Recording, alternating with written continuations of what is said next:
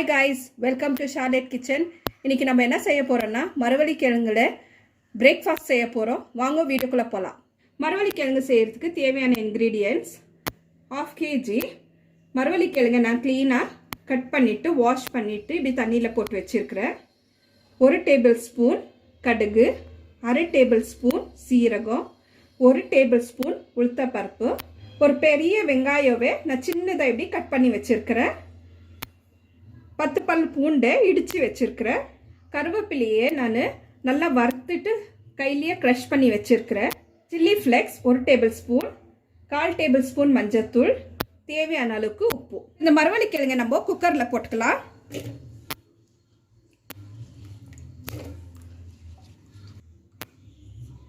இப்போ இதுக்கு தேவையான அளவு தண்ணி ஊற்றிக்கலாம். இப்போ எடுத்து வச்ச மஞ்சத்தூள் போட்டுக்கலாம். இப்போ ஸ்டவ் பற்ற வச்சுட்டு குக்கர் வச்சிருக்கிறேன். இது 4 விசில் ஆகட்டும். இப்போ இது 4 விசில் ஆயிடுச்சு. இப்போ இதை ஓப்பன் பண்ணி பார்க்கலாம். இப்போ இது நல்லா வெந்துட்டுக்குது. இப்போ இதை நம்ம தாளிச்சுக்கலாம்.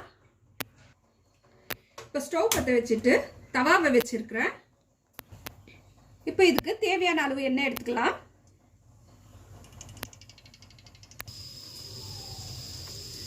இப்போ எண்ணெய் நல்லா காஞ்சிடுச்சு. நம்ம கடுகு போட்டுக்கலாம், சீரகம், உளுத்தப்பருப்பு போட்டுக்கலாம், இடிச்சு வச்ச பூண்டை போட்டுக்கலாம்,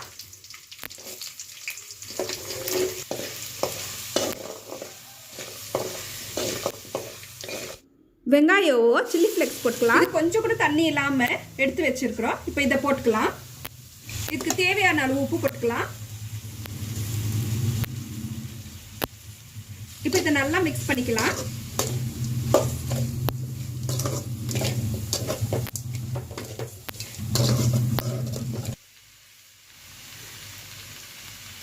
இப்போ இதை லைட்டாக நம்ம ஸ்மாஷ் பண்ணிக்கலாம்.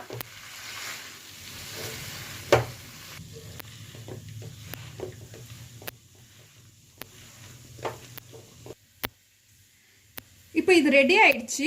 இப்போ இதுக்கு காரசாரமாக நம்ம சட்னி ரெடி பண்ணிக்கலாம்.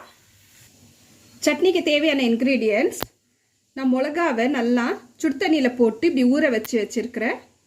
கொஞ்சமாக புளி, 10 பல் பூண்டு, 4 சின்ன வெங்காயம், தேவையான அளவு உப்பு.